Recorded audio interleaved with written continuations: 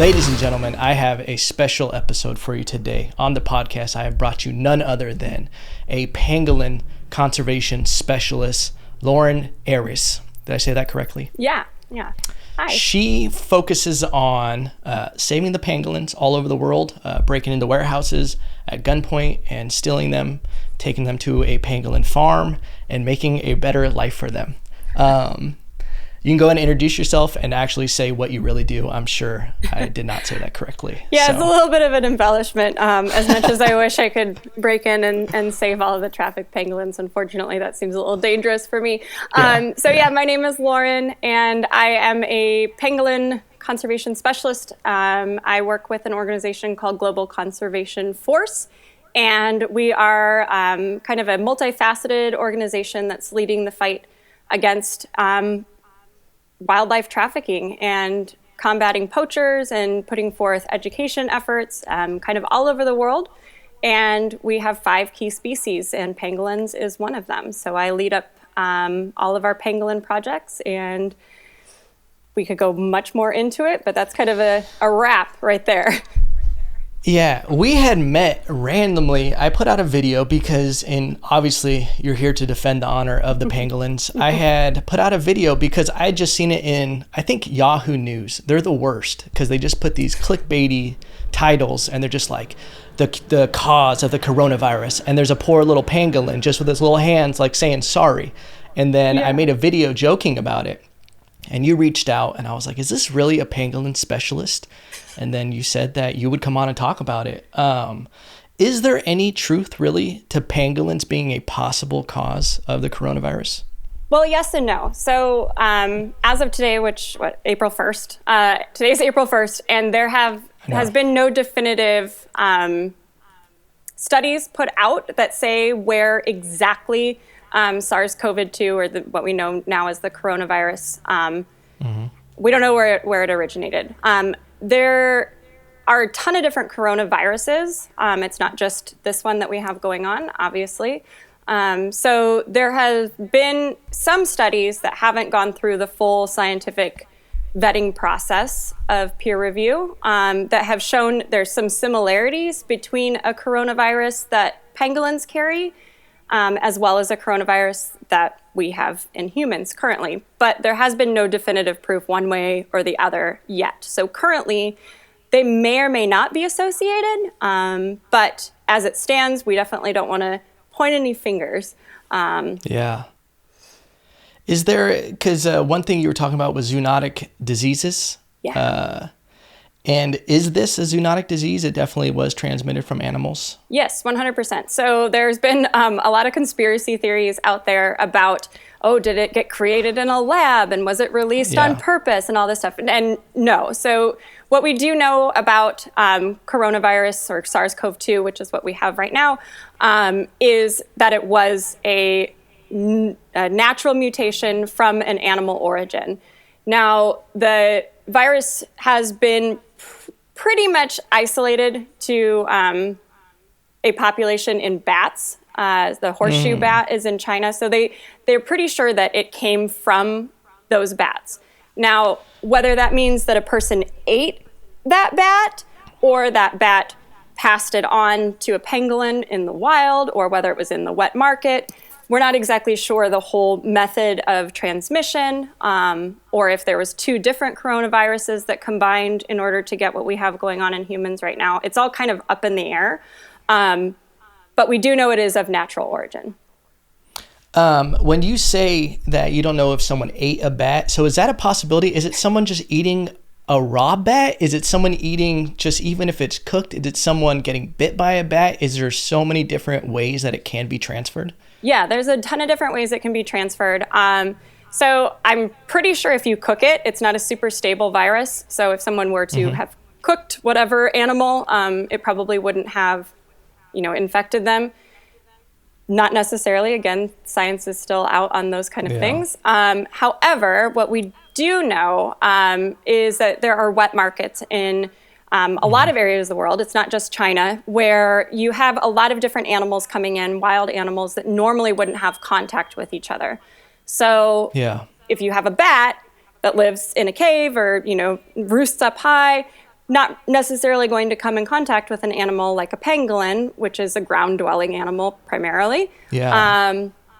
But if you have them in a wet market where you have them in kind of crowded cages that are stacked on top of one another, you're going to have a lot more disease transfer between animals that necessarily wouldn't happen out in the wild. In addition, kind of the idea behind a wet market, the reason it's a wet market is because the animals are live there. So they're being slaughtered on site, which I don't know if that's necessarily the etiology of the name wet market, but in my mind, I just think like wet is kind of I just pictured moisture. Like it was like just like bloody kind and of a lot of, gross. I don't know. like a petri dish of just like a lot of fluids. Yeah. So someone might not have even eaten said animal. It could have just been, as they butchered it, a splash of blood landed in their eye on accident, and there we go. So it's kind of all up in the air, but really like the wet market, I think, is a very good assumption as to where it originated because of past viruses that have originated in wet markets. Yeah. So you think there's a lot of, I was going through your posts and you were saying that like exotic animal trafficking is a big cause of it, like a way to avoid pandemics like this is animals that normally don't come into contact or being in contact, and this is creating more of this. So it could be, if it continues to happen and go down, years from now where it's keeps growing, is there going to be more chances of this kind of thing happening? Absolutely. Unfortunately, yeah. There's a lot of social issues that go into banning wet markets or banning, certain animals from consumption. But we do know that congregating them in wet markets, especially animals that are coming from all over the world into one market, is not good in terms of the health of the animals as well as us. So we saw SARS in 2002, which was technically SARS-CoV-1. The SARS virus was originated in a wet market, and it was originally a bat virus that passed to an animal called a civet, which a lot of people describe them as civet cats, but they're actually not cats at all. They're like little weaselly creatures. And people consumed civets, and that is where SARS from 2002 came from. There's also MERS, which is kind of been in the Middle East, and that was passed from bats to the dromedary camel and then to people. And so we do know that there's definitely this disease transfer that's going on back and forth, and it's just going to continue to get worse if this kind of trafficking continues, unfortunately.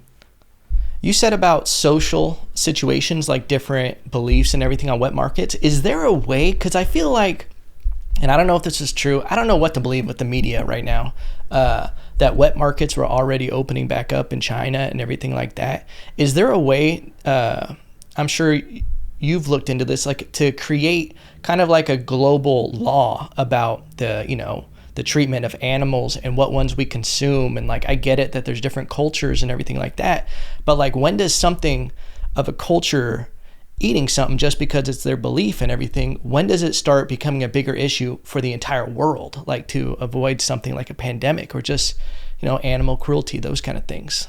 Well, I think right now it's kind of a good example of when it can become an issue for the whole world, unfortunately. Yeah. And in my personal opinion, I think banning wet markets, or at least putting in some significant regulations in terms of sanitation and the types of animals that are coming in, is absolutely mandatory if they are going to open again.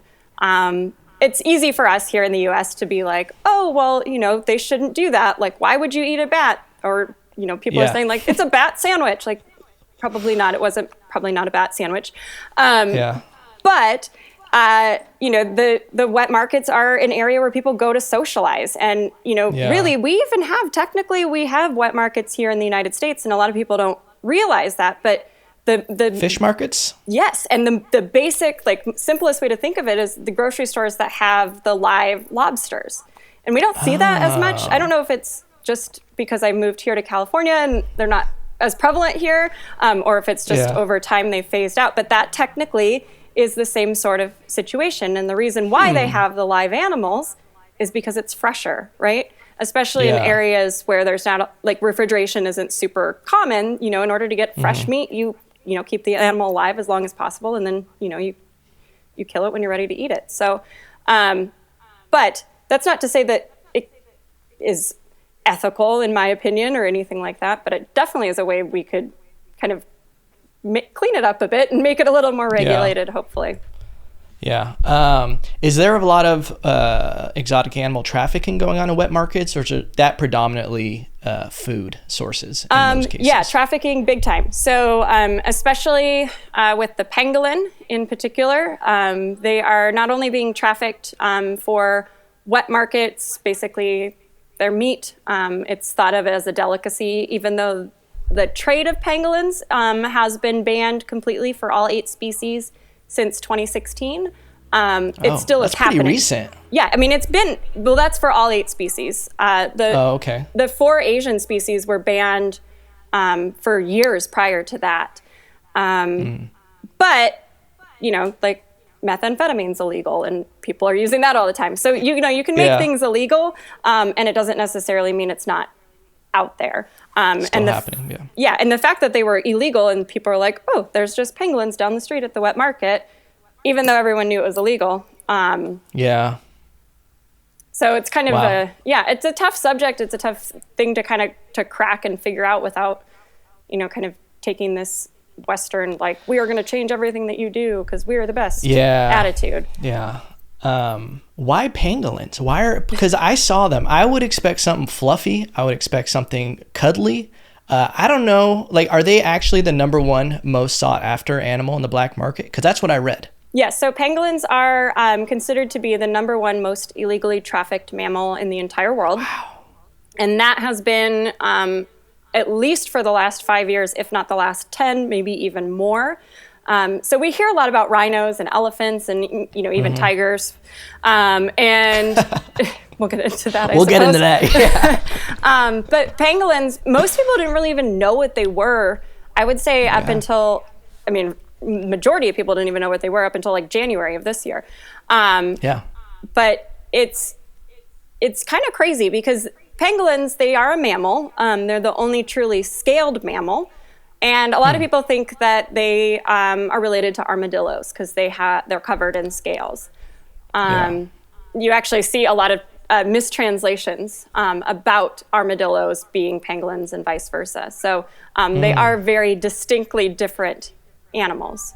Oh, there's the cat. He's gonna talk to us in the background.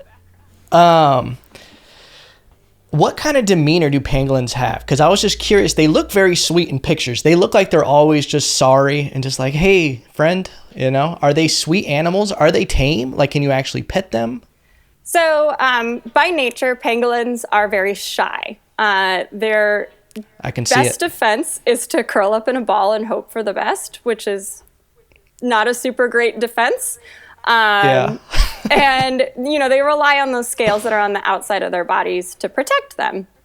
So they, like I said, they're commonly thought of as being related or the same as armadillos. And they actually have zero, besides just being mammals, relation to armadillos. They're very, very distinctly different. They're actually more closely related to carnivores, believe it or not, than they are an armadillo. So, your dog that you have at home is more closely related to a pangolin than a pangolin is to an armadillo. Oh, wow. Yeah, super crazy. And that was only determined like a couple years ago. They mapped the genome. So there's some really neat stuff about them. And demeanor-wise, they're kind of a cool animal if you have one that is a little more accustomed to people. So if you're going to have a wild one, they're going to curl up in a ball and be, terrified. Yeah. But I worked with one, and he was basically a confiscation, and he had been around people his entire life. So for 10 years, he lived under human care, and he was like a dog. Like, he would follow me or his keepers. You open the door, and he would want to come with you, and he would climb up and, kind of climb onto you and hang out. And, they're not cuddly in the way that like a cat would be, because they're like basically covered in fingernails. But they definitely can be affectionate, for sure. was I going to ask? When you say, one was rescued, it was, is this happening in America, by the way? Is there a lot of trafficking of pangolins in America? Yeah, big time. So people hear a lot about pangolins in China as well as Vietnam as being the top two destinations, and people are always blaming, it's always Asia. Asia's doing all of this, and it's not. Yeah. U.S. is number 3, so we're the third most frequent destination as well as kind of trafficking hub for pangolins and pangolin products. So it's happening here, and they're not animals that you really see in the pet trade. So that's, I guess, one good thing for them. But yeah, pretty much the medicinal use of their scales, which is, false, and people thinking that they're fancy if they can eat pangolin.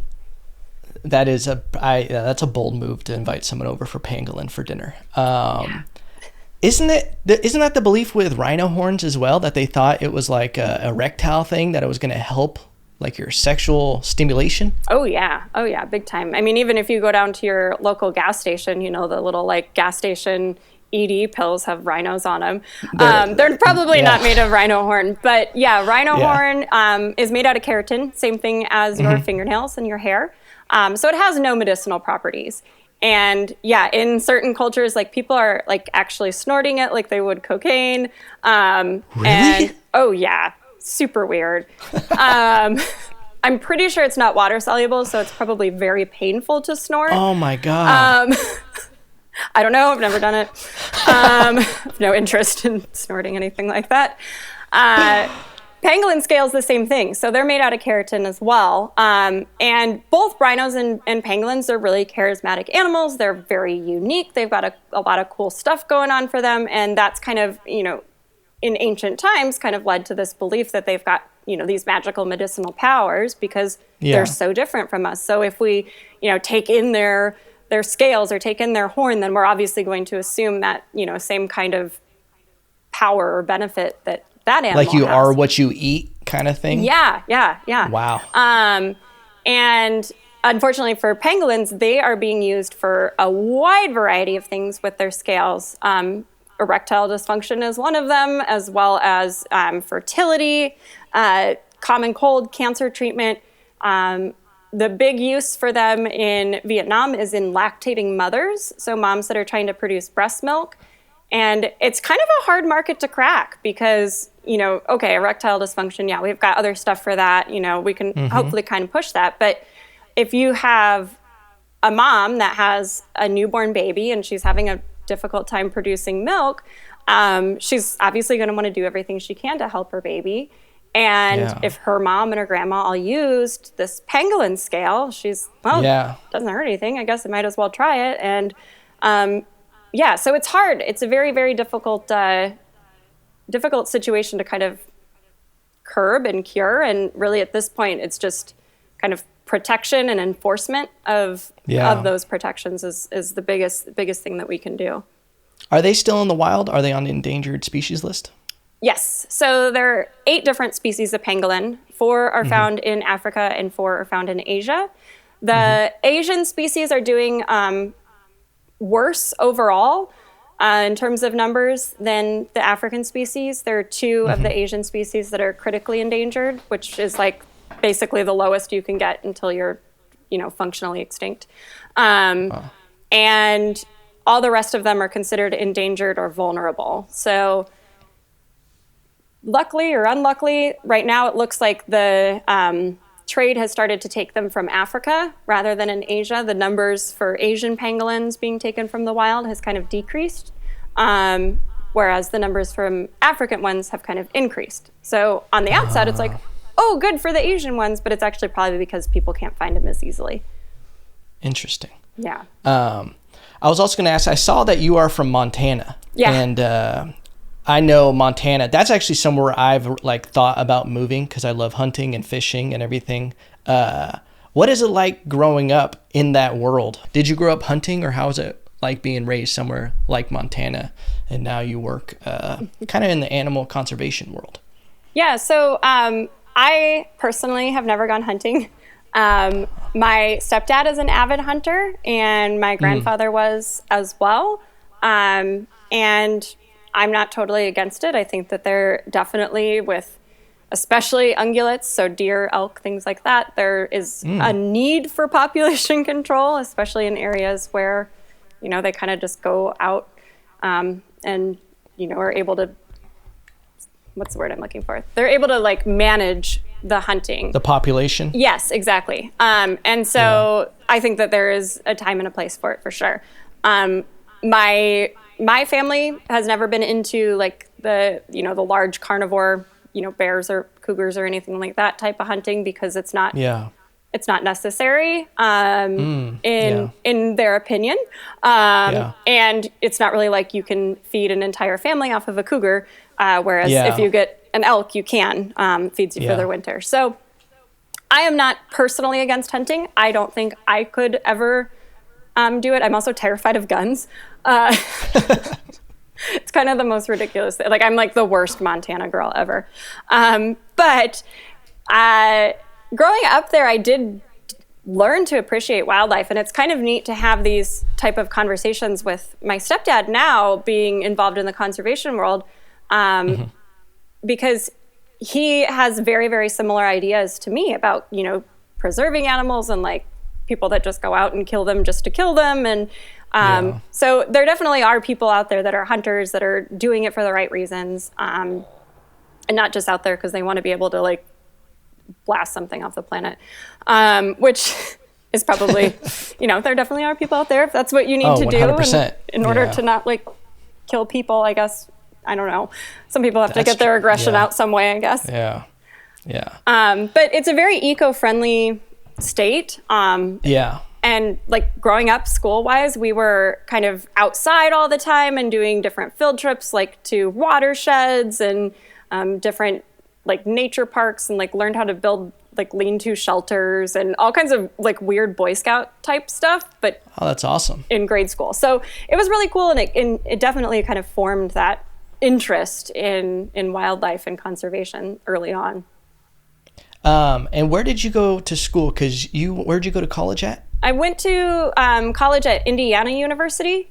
Okay. So not anywhere near Montana. But kind of a long route to get there. Jumped through a few hoops of different career ideas before eventually landing on, I guess I really like animals, and starting to work out there with, my first job was with big cats. I worked at a big cat rescue facility out there. Ooh. So I'm sure that you've know about Tiger King. Oh, yes. All right. So I lived in Texas for a few years, and that's when I learned the crazy fact that there are more tigers in people's backyards than there are in the entire wild. In Texas. I don't know if that's throughout the country as well, but it's just, that blew my mind that you could, and I Googled it and I was looking at places, and I even called because in Texas it's legal, I called someone who sold them, and they wouldn't tell me what they had in stock. I was just doing it out of curiosity. I did not want to buy a tiger. And they were like, well, if you just come by, you can see what we have. And I ended up not going by because I was like, that sounds super sketchy. You won't tell me anything. But it's insane to me that they would let people have tigers in a backyard, or even have, the Tiger King show, like where you can just get all these tigers and do the cub petting, and then all the rumors about them just killing the cubs once they got too big. Like, is there any truth to that? Yeah, unfortunately there is. So the rescue center that I worked at is called the Exotic Feline Rescue Center, and I was there for 5 years. And during my time there, we rescued quite a few cats. And I think around the time I left, we had about 200 individual animals. Majority of those were tigers, about 115 tigers. It's smaller now. They don't have quite that many, which is good, I guess. There's been more regulation kind of coming into private big cat ownership. And, the problem with Texas, as well as Oklahoma, there's, a handful of other states that don't have any laws at all, which essentially means that everything goes. So if there's no law against it, you can do whatever you want, right? Which there are people that probably are out there that take excellent care of their tigers that they have as pets or whatever, but the majority of people aren't. And, that's kind of the issue, is that we've got rescue centers like the one I worked at, and, like Big Cat Rescue in Tampa, that are overflowing and getting calls nearly daily about taking big animals like tigers, bears, chimpanzees, things like that people are owning as pets, and then realizing after it's 200 pounds within the first year, oh crap, I don't think I can keep this in my house anymore. And it's kind of this prolific problem. So I think that banning them outright and saying nobody can possibly have them is not necessarily the solution. Kind of people are going to do it anyways. So but regulating it, and okay, you have obviously $10,000 a year to spend on feeding this cat. That was a big issue that we saw in the cats that we got, is people got them and they had good intentions to begin with, but then they didn't realize that it was going to cost them, thousands of dollars every year just to feed it properly. And by the time that they either got in trouble with the USDA or realized that they were in over their head, animals were in super crappy condition. They were emaciated, had dental problems, So there's a lot of people that just don't realize that a tiger is not just a big house cat. Like, there is a lot more that goes into taking care of a tiger. With the cubs, do people ever I'm sure they get attacked, but is there fatalities from pet tigers there's fatalities attacking from their owner? Yeah, there's fatalities from pet tigers, as well as it, unfortunately happens in accredited zoos as well. It's kind of, I guess, the biggest issue is complacency. And people thinking, oh, well, I've been doing this for so long, it's totally fine. And that's, when a lock gets left unlocked, and, you're humans, humans make mistakes. And unfortunately, it does happen. But the likelihood of it happening if you're walking in with your cat, like Joe Exotic did, every single day is exorbitantly larger than it happening in a facility where they're not going in with their animals, or what we call free contact. So in general, I don't recommend free contact with anything like a tiger or a lion, because they're still wild animals. You can't domesticate them. Like, they are going to have their natural instincts, and even if they're just trying to play with you, they could kill you. Oh yeah. So definitely not something I recommend. And again, the cub petting thing, that's a lot of times why people get into that. Joe Exotic started with good intentions. He started kind of like as a rescue, and then got in over his head because these cats cost $10,000 a year to feed. I think he said $3,000, but in order to properly care for them, probably $10,000 a year. Oh man. And in order to make the money, you need to make money somehow. And, if you have 3 tigers, people aren't going to pay $20 to come see them every day. So they start doing this cub breeding, and, oh, now I've got 10 babies and they're too big to do this. So what do I do with them? Well, unfortunately, that's also where kind of the illegal wildlife trafficking trade sometimes comes in too, is those cats get sold off to fur farms. Well, not really fur farms. It's more of a leave it in the back of a horse trailer and shoot it and then sell its skin kind of a farm. Wow. So it's kind of a real shitty situation all around. Wow. That's something I didn't even think about. And when I saw it at the end of the show, that was kind of the mind-blowing moment. Did you watch the whole series? Yeah, twice. Is at the end when they did show him starting out that he really did have good intentions, and then it's like those bad decisions, like out of necessity, you make one little small, like, well, I'll just do it this month, I got to do this, and then like near the end he was so underwater, he was just doing anything, and a lot of meth. That was like one thing they didn't show in that show. It was like, hey, there's a lot of other stuff going on here. I did have a question I want to ask it now from Instagram. Okay. Someone asked me to ask you why it's not okay for Joe Exotic to make money off tigers, but Carol Baskins can. Well, and I don't know if that was happening, but that was their question. Yeah. So I don't know either of them personally, but I was very familiar with them while working in the industry, and I think at the root of it is Carol is taking animals and rescuing them and providing them a home for life. And in order for her to be able to financially support that, or any rescue to financially support that, there's no government programs to send them money. There's no, nothing like that. They might be able to get a grant here and there, but really the primary source of income for a rescue center is people coming to see the cats. And in turn, you pay your $5, $10, $15 to get in to see the animals. You're also being able to educate people about it and why exotic ownership isn't great. And unfortunately, sometimes people have to see it up in front of their face before they're going to make a behavior change. And I think the distinct difference now, not speaking of Carol's history, because she was involved in breeding in the past, but the distinct difference... And killing her husband, for sure. Well, who knows?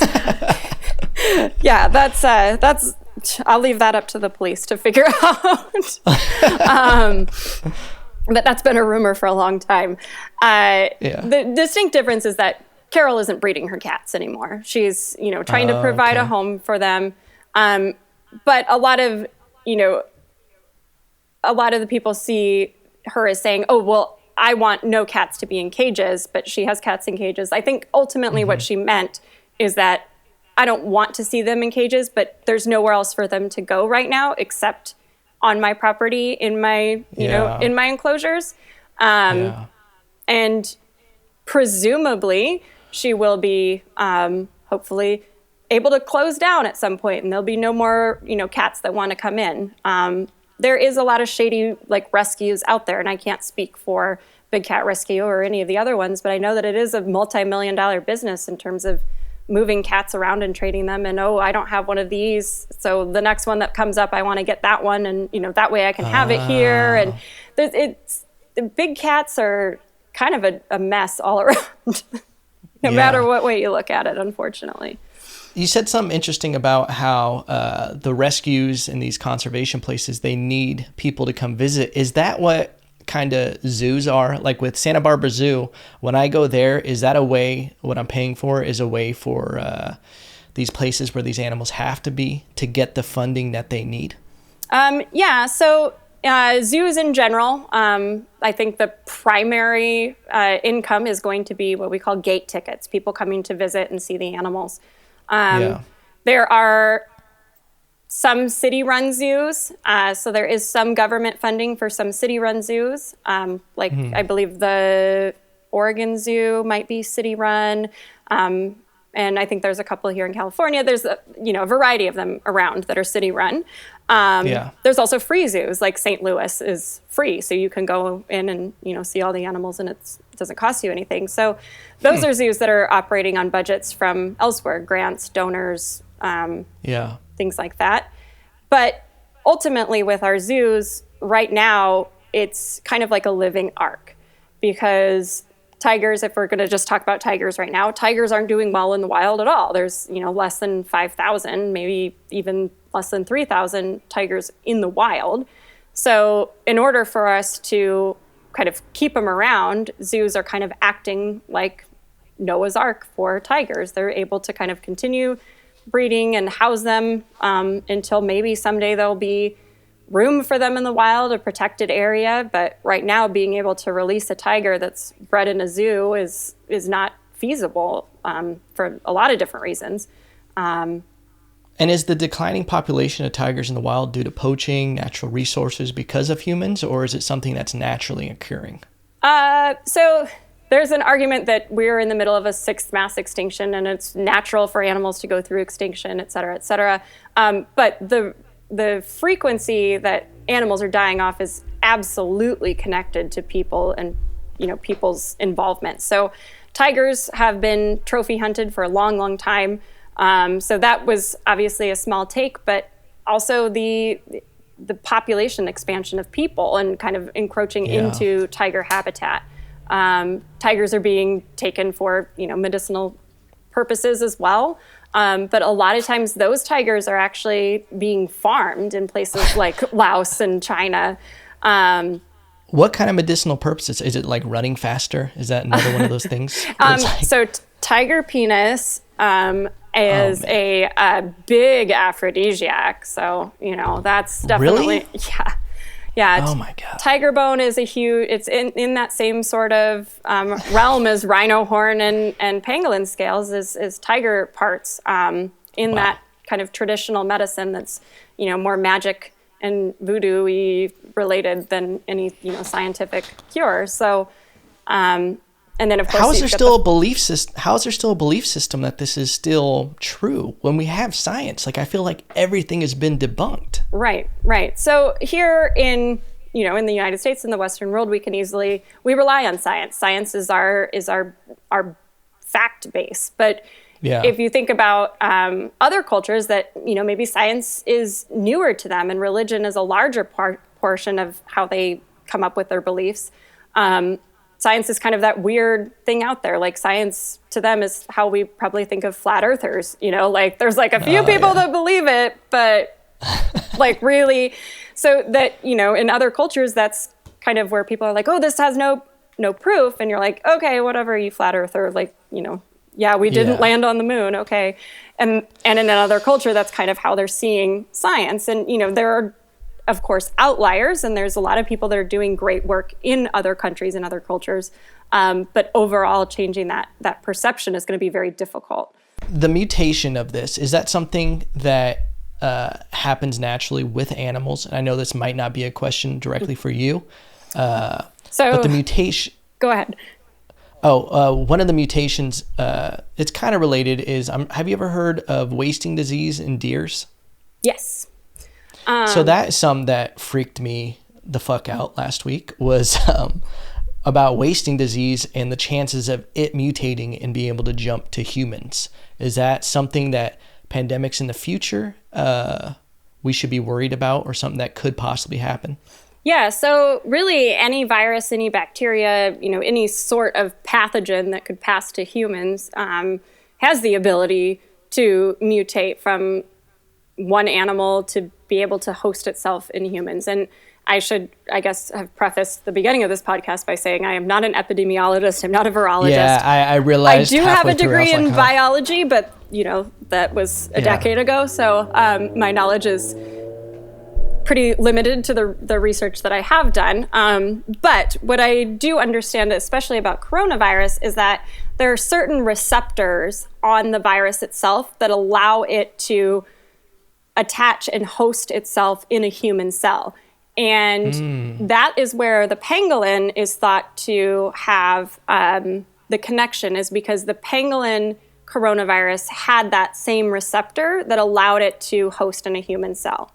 However, the virus that's in the pangolins is only like 90 to 93% similar. And so that's where they kind of think that maybe the virus from the bat, which is pretty similar to the human one, but lacked that receptor to allow it to host in humans, combined with the pangolin one and mutated in order to be this super virus, essentially, that could have all of these powers from the bat virus had, and then also be able to host in humans. So that's kind of the theory. Any virus, like chronic wasting disease that occurs in ungulates, definitely could mutate and become something that passes to humans. And we see that in a lot of different zoonotic diseases and in animal diseases as well. So it's just important to keep an eye on it, to cook your meat properly.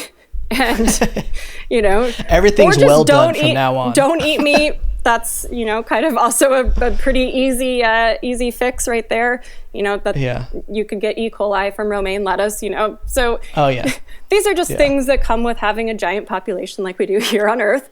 So that's mind blowing. The when you start saying the receptors on the pangolin and like how they are kind of the bridge between the bat and the humans, the pangolin being the bridge because of the receptors, the mutation of the coronavirus.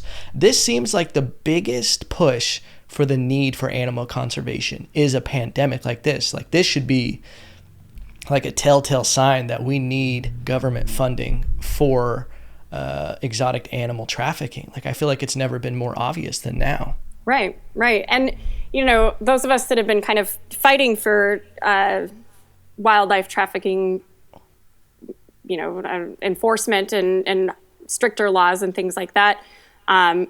It honestly, in my mind, like, it was kind of like, oh yeah, we could get a disease, but it wasn't really anything that was in the forefront of my mind. It was more, I want to save these animals. I want to protect these animals. I care about them. Really, I thought impact-wise, what I was kind of pushing is like, oh, they eat ants and termites. Pangolins eat ants and termites. So you don't want ants and termites, right, people? That was kind of my, I guess, like, gimmick when people are like, oh, well, who cares about pangolins? Like, why do we even need them around? I was like, well, you don't want termites eating your house, so keep the pangolins. I think this is, which I think this is a lot stronger argument for people to say, like, hey, let's just leave those guys in the wild, because obviously when we mess with them, bad things happen. Yeah, this is because that's always been my take on, like, me. I always grew up as an animal lover, always had pets, never exotic ones. Although we did rescue a peacock that landed on our roof. Oh, geez. I'll be honest. But I've always loved animals, and I've always, hunted and fished and everything like that. But whenever there was like an animal rights activist, and we can get into that about what your belief is on like the people who throw fur or paint on fur and all of that. But it always has been kind of like, it seems like there's been a stigma of animal rights activists of like, save the whales. And it's always just almost, I forgot what the term is for when you put human emotions on an animal. Anthropomorphic. Yes. It almost seems like, okay, well, you just want to play like it's almost like we can't control the wild and we can't try to treat them like humans and all this stuff. But I feel like it just gets a bad rap. And a lot of the people are actually, it's just like when you just don't know a subject, you just see it on the surface as all these save the whales, Greenpeace people. But when truly there's like stuff like this, and this is something that, I don't know, I just think it's going to be a wake up call for a lot of people. Yeah, I really hope it is. In terms of dealing with animal rights versus conservation, I think that there's a very clear distinction between animal rights activists and conservationists, as well as people that are, pushing animal welfare. That's an even different thing. So animal rights, by definition, at least that I've been educated, is that animal rights are kind of putting human rights on animals, which is not necessarily wrong, because, why should we treat animals any differently than we treat our fellow humans? But by also not taking into the anthropomorphic, this animal clearly has all of the rights and should be offered a lawyer and, a home and a house and a pension, like that's totally crazy, in my personal opinion, because that animal doesn't even know what a pension is. So why should we give him one? But being able to provide great animal welfare is something that I think that all of us, should be advocating for. And, keeping 14 tigers in an enclosure that is fit for one tiger and breeding them and then shooting them when they get too big to play with people, like that to me is an animal welfare issue. But coming and attacking a zoo for having tigers and breeding them to, produce more of this critically endangered species, that they're obviously in good housing, they have good conditions, they're cared for. The ultimate goal is to be able to preserve them in the wild, and attacking that's animal rights. Does that make sense? Yeah. Okay. Yeah. Do you get lumped into there? Like when you meet someone and they don't know anything about what you do you get kind of lumped into the whole animal rights, animal welfare, zookeeper / SeaWorld is terrible? Like, do some people just blanket it completely? I think that there's a pretty good distinction between the two. I think more often than not, I'm pretty outspoken about how against I am, like, PETA and animal rights. And, I think my biggest issue is if you're going to fight for something that is worth changing and actually an issue. So look at the amount of money that PETA has donated to conservation in the wild and ocean conservation and animal rescue, and you're going to find the numbers are zero. So really? Oh, yeah. Yeah. PETA is more interested in spending money with these enormous ad campaigns. You mentioned throwing blood on fur and things like that. They're more interested in spending money on those ad campaigns than actually preserving the animals that we have currently in the wild. And attacking places like SeaWorld and saying, SeaWorld is doing such an awful job and look at how bad they are and they're exploiting the animals and blah, blah, blah, blah, blah. But they're not out in the wild doing any sort of research with killer whales and helping, preserve the populations that we have up in Puget Sound. But SeaWorld is there. SeaWorld is out there doing that kind of research and being able to rescue animals. So I think for people out there that are trying to differentiate between the two, look at where the money is going. Is the money going to ad campaigns and celebrities to be spokespeople? Is it going towards salaries for the people that are representing the organization? Or is it going out into the wild and helping preserve and protect the species? Because that's really where you're going to be able to, differentiate a good organization from one that is maybe not doesn't have their heart in the right place. Why is PETA doing it then? If they're not really trying to preserve wildlife and the animals, then what is their whole mission statement? It's a very confusing organization to me because they're preaching animal rights, animal welfare. We care about animals, but then they also don't want you to have pets at home. And what? Oh yeah. Oh, look it up. I think it's like PETAkillsanimals.org or something like that, which might even be associated with Joe Exotic in a weird way. So I'm not necessarily promoting the Joe Exotic side of it, but PETA euthanizes more pet animals like dogs and cats than they actually rescue out.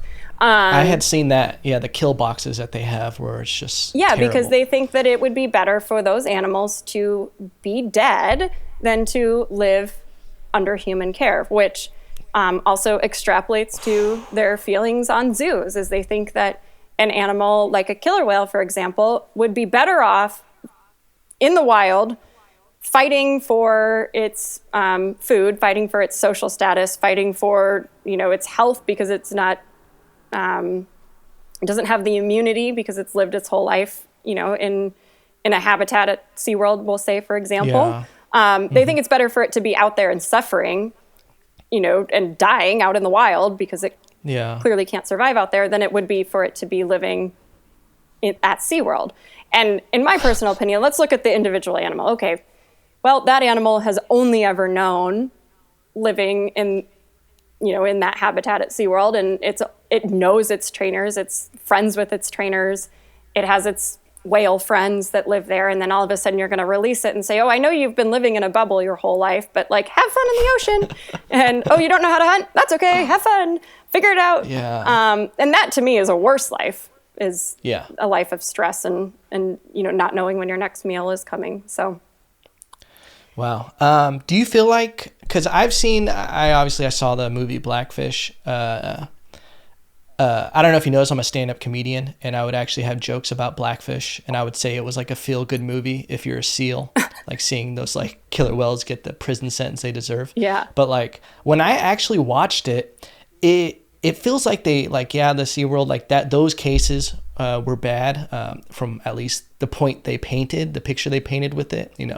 Obviously they can do whatever they want with Hollywood magic. And I'm sure there are some bad SeaWorld-like places in other countries. I've seen, drone shots of these terrible situations of them putting these whales in small things and them selling them. Is SeaWorld actually one of those companies? Are they trying to do good? Do they get a bad rap? Is it a necessary evil? Is it, Yeah. So I think you kind of hit the nail on the head by saying Hollywood magic. And there's a lot of inaccuracies and outdated information in the film Blackfish. So did SeaWorld take killer whales from the wild? Yes. When was that? Decades and decades ago. There was a national, here in the United States, a national act, the Marine Mammal Protection Act, that said you cannot take any marine mammals, that's, down to your harbor seal all the way up to your killer whale. You can't take them from the wild and house them in captivity. And I believe that was 1976 or 78 when that came about. So they said the only ones that can come are if it is basically rescued or through some like very intense permitting processes. And because of that, there haven't been killer whales taken from the wild since then. And so that was kind of they left out that bit of information. If it wasn't for SeaWorld, we would probably still to this day be killing killer whales up in Puget Sound. Because if you look historically, people were actually afraid of killer whales to the point where the U.S. Army or Navy or whichever branch it was contracted to go out and just shoot killer whales because they were a menace. Because people hated them. Yeah. Like that was, people hated them. They were terrified of them. That's where killer whales, the name came from, is it was actually, we call them a misnomer from what they were known as. It was whale killers because they would see them come in these groups and, kill gray whales and sperm whales and things like that.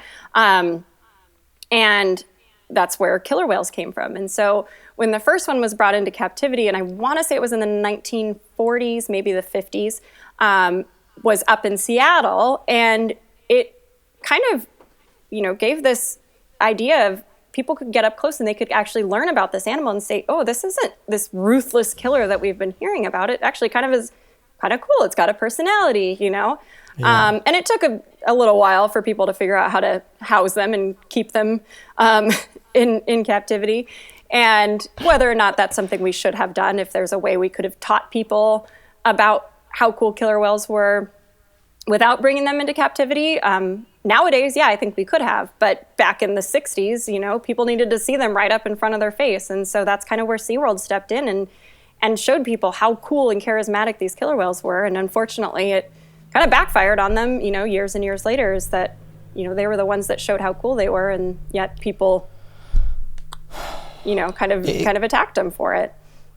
And it kind of goes back to what you were saying earlier about how the fatalities, even in zoos, the more that you have interactions with these animals, there's going to be some issues eventually because they are wild animals. These people were actually going into the pools with them and like swimming and doing tricks. So like, I feel like something was bound to happen eventually, just statistically, a wild animal. Wow. I had no idea that about SeaWorld. Yeah. And one important thing to say about that is a lot of people say, oh, why would they go in, in the water with the animals, especially speaking about, Tilikum and the incident in 2010 that was down in Orlando, where he killed his trainer. That was not an animal that they swam with. They never swam with Tilikum. And it wasn't that she dove in the water and started swimming with him. It was an accident. Like he pulled her in from the side of the pool. And they had animals that they swam with, and they had animals that they did not swim with. And Tilikum was an animal they did not swim with because of his history. He was at a completely different facility years and years before, and a trainer had fallen into the pool. And I believe it was a facility in Vancouver, Canada, maybe. I could be completely off, but I'm pretty sure that's where it was. And the trainer fell into the pool, and him and two other killer whales were there, and that trainer died. So he was kind of connected to that. And that was also, when he did move to SeaWorld, they were like, okay, we're definitely not going to swim with this animal. He was involved in something like this. We're going to provide him the best life we can. And they did. Then there was also a dude, some people say he was homeless, some people say he was on drugs. I don't really know the exact situation, but they found his clothes folded next to the side of the pool and his naked body draped over Tilly, and Tilly was just swimming around the pool. So that guy obviously, just made a stupid mistake and decided to go swim with a killer whale. Yeah. Probably in PETA. Well, who knows? Who knows? I mean, and that's also kind of goes back to the tiger thing. Like, oh, I saw that person do it, so I'm going to go and do it. And, that's also a reason why having tigers as pets is also dangerous, as you see people do these things and people think they can go and do them. But they never swam with Tilikum, and that, they knew what they were doing in terms of which animals had the temperament and wanted to swim with people. So I think that's important to know. Sorry. No, go ahead. Do you know who the history behind Tilikum? Was he a rescue or she a rescue? Was it a situation where they had purchased or got the permits, or What was the situation where they had that one in captivity? My knowledge with Tillicum is minimal because I did not specifically work with him. Okay. But what I do know is he was a wild-caught animal. Primarily, at least to my knowledge, when they did wild-caught animals back in like the 70s, they were taking them as youngsters, so like 2 to 3 years old. So they were done nursing with mom, but the way that they would go and capture them, however they did it, they were still young. So Tilly had basically grown up under human care, and he was not taken by SeaWorld. He was taken by probably the facility in Canada, if not one before he was transferred to the facility in Canada. And once you kind of have them under human care for a certain period of time, it doesn't work to release them. And people say, oh, well, how do you know? Well, it was done. There was an animal called Keiko, and he was actually the kind of inspiration for the movie Free Willy. Okay. And Keiko was actually released into his home waters of where he was captured from, and he died.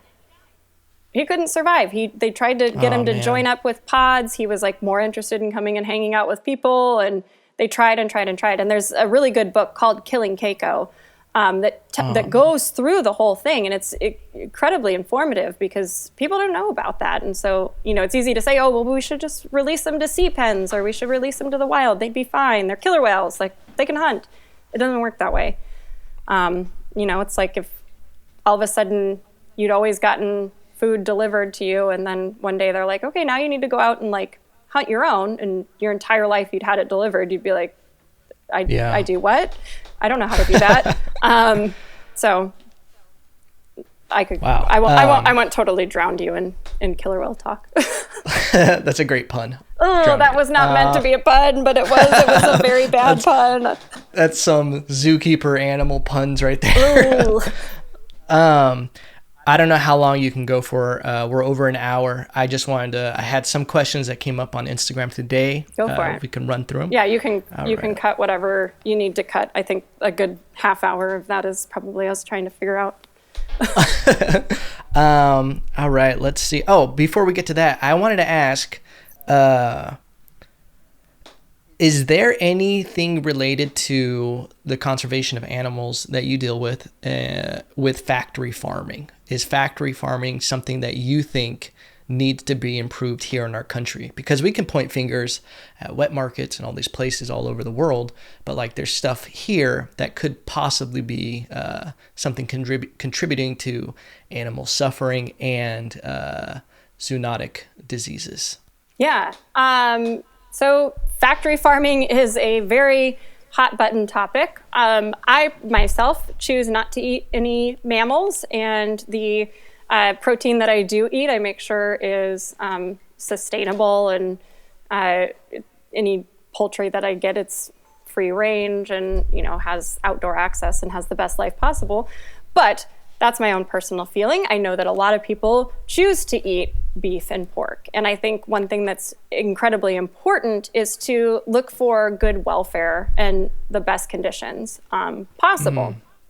So it is absolutely possible for diseases to pass from the way that we are housing and, slaughtering and distributing meat here in the United States, and it has happened. We had swine flu that actually was traced back to a pig farm here in the United States. So it happens. It happens here, and I think that sanitation is incredibly important.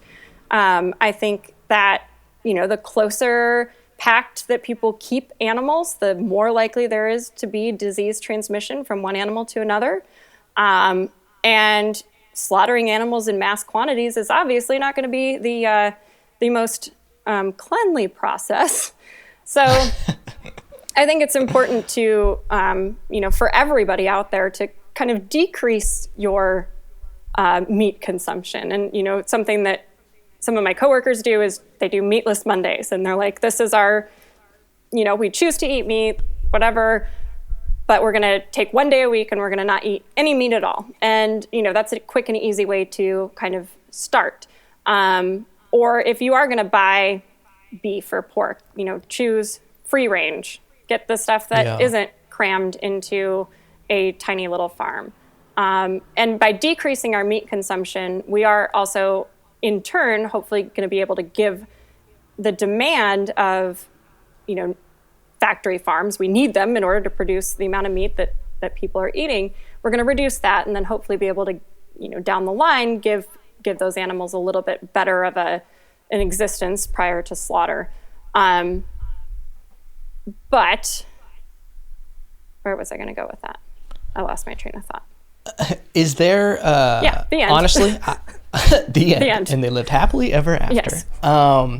Is there, if there's anybody that's ever going to convince me to stop eating beef, it's going to be you. So you don't eat mammals. Is that an intelligence thing with the animal? Is it just a personal choice? Is it a health thing to avoid factory farming? It's kind of a weird, all-encompassing thing. As a kid, I hated steak and pork chops, absolutely. Oh, how dare you. I know. I'm super, especially growing up in Montana. They're not going to let you back in. I hated it. It was too, tough, or I just didn't like it. And I really only liked super, super processed meat, which is, again, if you're a meat eater, that is what the hell? Why would you choose pepperoni over a good steak? God. I just have never cared for it. So I kind of stopped eating pork completely when I was maybe in high school, because I started learning more about pigs and how cute and intelligent and trainable they are. And they're like dogs. And I was like, I would never eat a dog. How could I eat a pig? And then beef came shortly thereafter. But I've kind of tried to keep up with it because of also environmental impact. So cattle farms are the number one producer of greenhouse gases, or at least one of the top ones. I mean, I suppose cars or factories are huge too. But that's what I've seen is that if you want to reduce your environmental impact, all animal welfare things aside, reducing your beef consumption as well as your dairy consumption is actually a good way to kind of reduce your overall carbon footprint, because they're producing a ton of methane. Cows fart a lot. They use a ton of water in order to sustain and keep a cow alive. So by just decreasing that or eliminating it, make it once a week, something like that, you're able to kind of make a small change in your daily habits to kind of benefit the environment. And we're not going to be able to eliminate that completely, but it's one small thing, and maybe over time we can kind of do half the cows we have out there getting, shoved into small little factory farms. So, there was another thing that I saw on your Instagram. And what is it? Plug your Instagram if anybody's curious to go. Lauren's Wildlife. Great. Yeah. You put sustainable products, and you said the Rainforest Alliance stamp. Yeah. Exactly what is that? So Rainforest Alliance Certified, it's kind of this overseeing organization that looks at products that are processed or farmed in areas where there might be a lot of deforestation. So the rainforest, right? We hear about it getting torn down all the time, and people are like, oh, that sucks. I guess I'll just recycle my cardboard box. People don't really know what to do. So one thing you can do to help rainforests is looking for Rainforest Alliance certified products. And coffee is the number one thing right now that's kind of Rainforest Alliance certified that you can find anywhere. Any regular grocery store has it. You just need to look for, there's a little green frog that is the little green frog logo. Sometimes it's on the bottom corner in the back. And that coffee that's Rainforest Alliance certified is what's called shade grown. So coffee plantations in South America especially are just completely, clear cutting the rainforests and then only growing coffee plants. But coffee doesn't need to be in full sun. It can actually grow pretty well under the canopy of a rainforest. So shade-grown coffee, which you've probably heard of shade-grown, that is a great sustainable coffee to choose, and majority of shade-grown coffees that you look for will probably have some sort of percentage, if not 100%, be Rainforest Alliance certified coffee. So, you can save the sloths. Everybody cares about sloths. So that's one way to do it, is look for that. Chocolate is the other thing that you see a lot of Rainforest Alliance certified. Okay. But you can look it up online and see a bunch of different brands as to what is actually certified and, where to find it. And coffee used to be really hard to find. And now, I get it delivered every month from Caribou Coffee. Just get a bag every month, and it's 100% Rainforest Alliance certified. So it works out. It's pretty easy, and it's not too expensive. Awesome. We'll get through these questions real quick, and I'll let you go. I'm sure fine. you have plenty of pangolins to rescue. No. We actually answered a lot of these throughout the podcast, but someone did write, let's see. Someone did ask, should we expect more disease to be able to jump from one species? We answered that one. Why are pangolins highly sought after on the black market? We kind of answered that one. Are pangolins more prevalent as pets or food? Food and their really? scales. Yeah, they're incredibly hard to keep under human care. Incredibly difficult to keep under human care. They have very, very specialized diets, and some of the species only will eat certain species of ants and termites. So if you tried to, take them into captivity and feed them like your local ants and termites, they would starve. And that's why you don't see them in zoos very often, is because up until recently, having a captive diet, or a diet that, we could recreate here or in a zoo, not in their native habitat, was nearly impossible. And there have been several zoos since 2017 is when they announced that they have them, but they've had them for about a year before that. There are several zoos that have been able to work with zoo diet manufacturers to come up with a sustainable captive diet, and they've had some breeding of pangolins here in the United States, which is pretty cool. But you typically don't see them as pets. If they were quote unquote pets, they probably wouldn't survive very long for that reason. Fascinating. Another question, how is someone able to privately own an exotic animal? And then there was a part 2 that said, even dog shelters sometimes deny adoption applications. Yeah, so kind of going back to, we talked about, you said you lived in Texas, and Texas is a state that kind of has no laws, or very, very lax laws. There are, I think right now, currently only 5 states that have no laws written regarding exotic animal ownership. However, even states like California, which has one of the more stricter regulations on exotic animal ownership, which means, you have to have a permit, you get inspected, you go through all of these hoops, you have to prove that you have experience taking care of them, people can still own them. And it's kind of crazy if you start to look into the wild animal auctions or exotic animal auctions that happen in the states that have no laws. Like, people will walk in and they're bidding on a lion, and the next animal they put up is a cougar, and then the next animal is a chimpanzee, and then there's a bunch of venomous snakes, and it's just anything goes craziness. Some of the cats that I worked with at the Big Cat Rescue Center, we had 3 tigers that had been sold in a Walmart parking lot for $25 a piece. Which, oh my God. People say, $5,000 for a tiger. How do you get one that cheap? No, $25. That's insanity. Insane. Wow.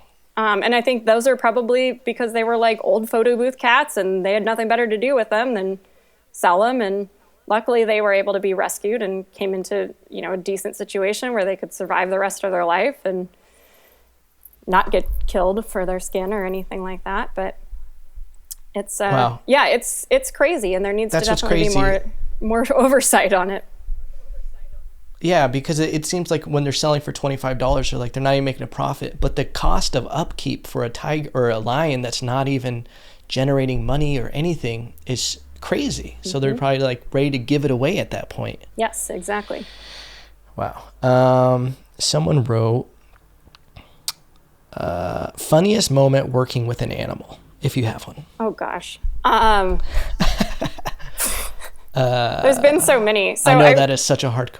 Yeah. So I work, my main role currently is as an ambassador keeper, which means that I take out small animals and kind of do educational presentations with them at the zoo, or we have a cool program where we go off grounds to hospitals and nursing homes and bring That's animals awesome. there so people can kind of see them that might not be able to go to the zoo. But I get pooped on and peed on all the time. But I would say probably my most embarrassing moment that's coming to mind was when I was getting cleared by my boss to do a talk with one of our animals when I was newer. I was handling the sloth that we work with, and she kind of grabbed onto my shirt, and we wear these button-down shirts, and she just kind of started pulling on my shirt with her little hook hand, and I'm giving this presentation in front of the public, and of course my boss is looking, and there's a bunch of things going through my head. I'm not really paying attention, and so I finished the presentation, and I'm walking back, and I put the sloth back home, and my boss says, well, you probably want to button your shirt up, and the sloth had completely unbuttoned my shirt, and I just hadn't even really paid attention because I was so focused on a million other things. So I just it was a sloth presentation and a peep show all in one. That's amazing. So there you go. That's creepy working with sloths. animals. Yeah. Sloths can be very creepy. Dude, they look like they got those beady eyes, and I'm like, I don't trust you. That's smart. They're not very trustworthy. Someone asked, should we blame pangolins for coronavirus? Oh God, no.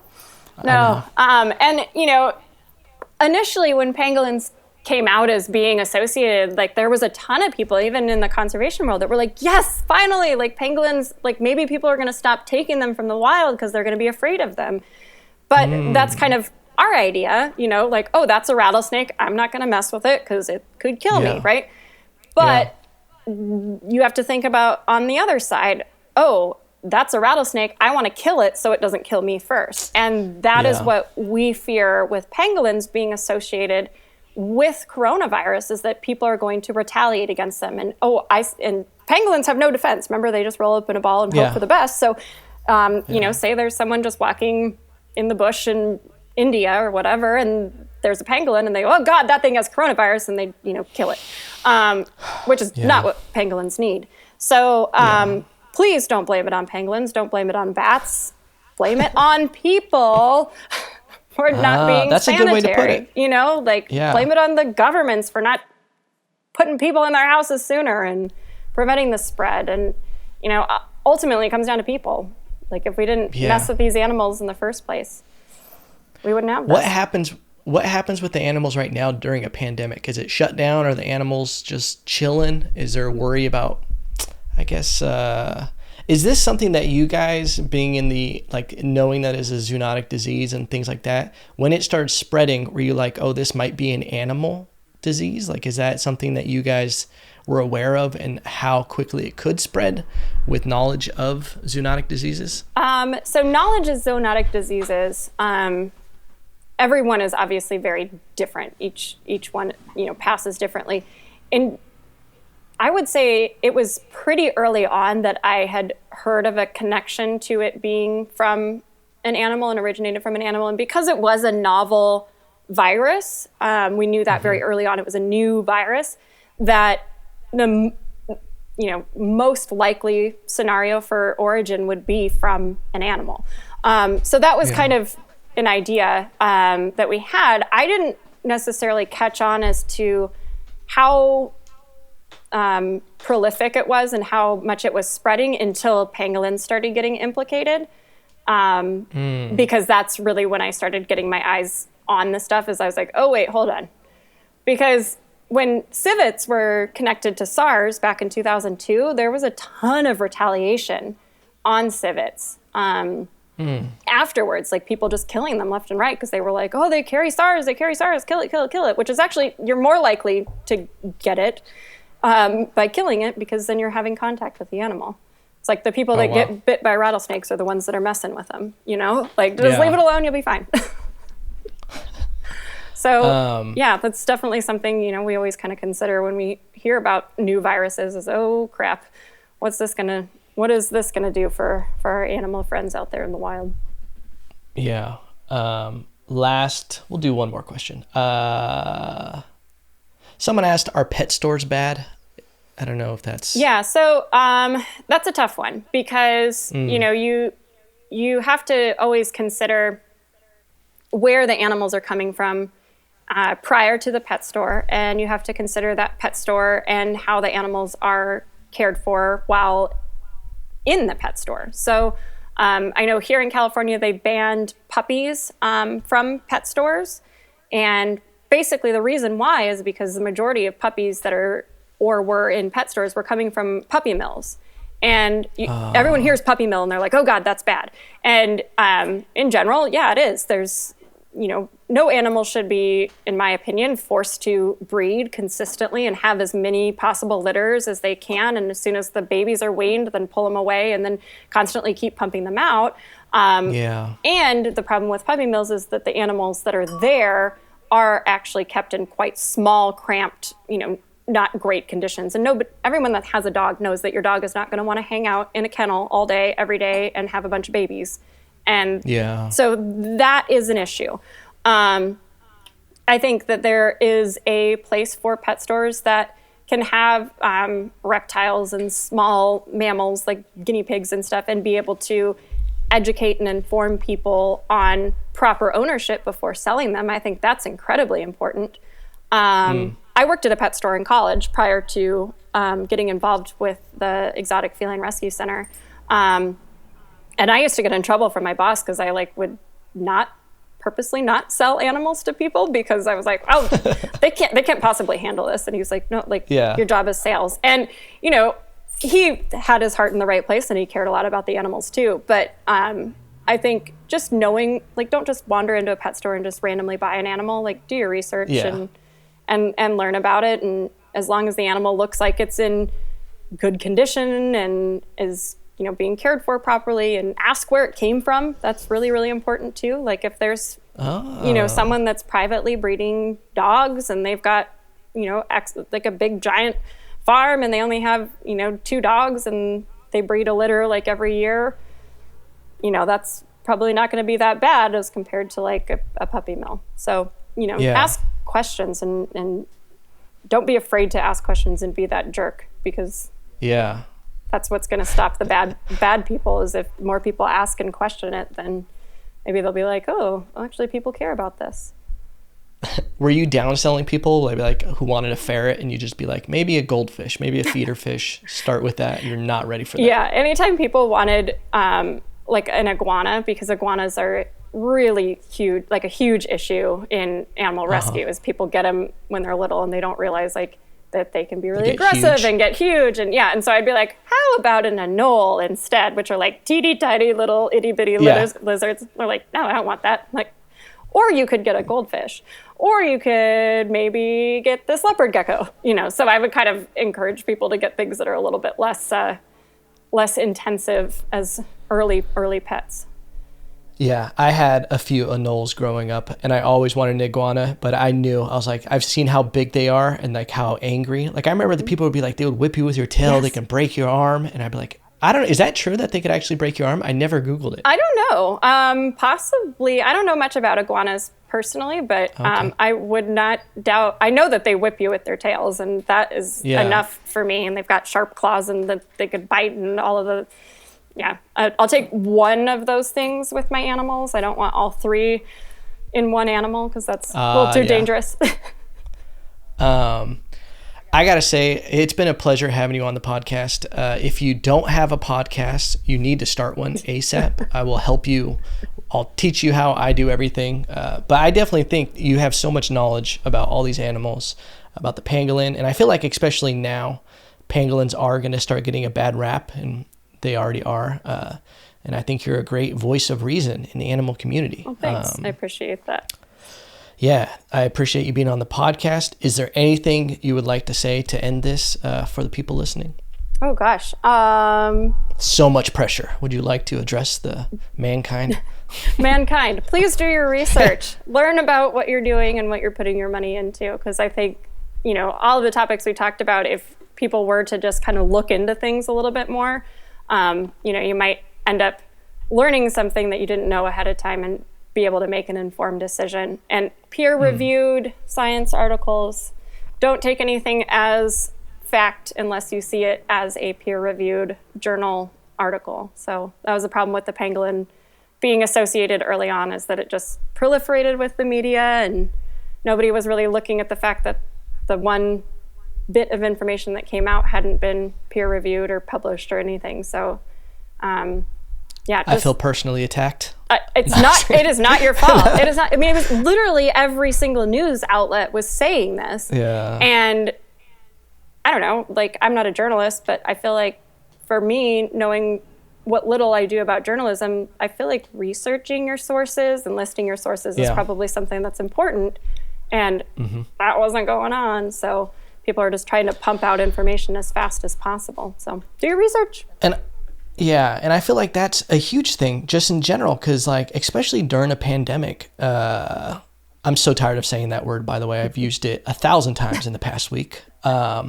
No one does research. And I have people sending me the most fear-based media and just being like, look at this is happening. And then you go read it and I'm like, this is like a Hollywood celebrity.com website. We don't know who wrote this. And, and then you go look at the facts. But no, that's definitely great advice. Google Scholar is free. It's easy. It's how I've been kind of keeping up with a lot of the pangolin stuff and the associations and viruses and stuff, is I just go on Google Scholar and I type in pangolins coronavirus and look at the most recent stuff and, kind of read through all of it. And it, some of it's a little more digestible than others, but you'll kind of get the... Is that a peer-reviewed? Yeah, so... those are actually evidence-based studies? Yeah, so Google Scholar is basically like Google, but it looks through peer-reviewed and scientific journals. There are some news articles in there, so you just kind of have to pay attention to your results.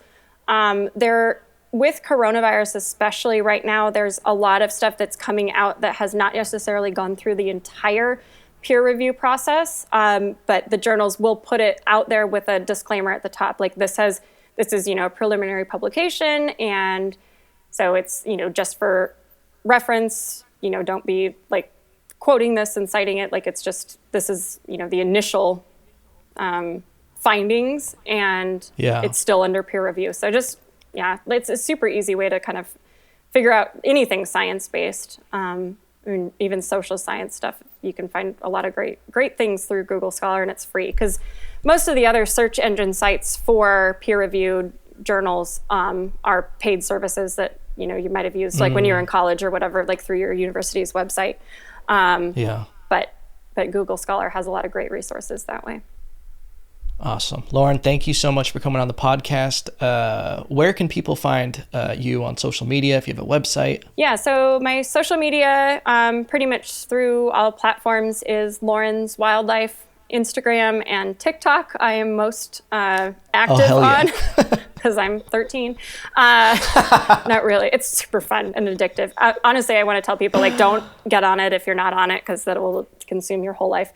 But it's fun. TikTok's a great little outlet for self quarantining. And then my website is just laurenayres.com. So I hopefully will be posting more links and things on there when I figure out how to update my website more efficiently. And I do think you should start the Lauren's Wildlife podcast, because you gave so much information on this. It's been great. Oh, great. Thanks. I appreciate that. We'll see. And you're more than welcome to come back. If you ever want to talk about animals, anything new, feel free to reach out to me and we can do this again. Awesome. Thank you so much. All right, guys, ladies and gentlemen, I will see you next week with a guest that probably wasn't as good as this. I'm just kidding. They might be more funny. All right, guys.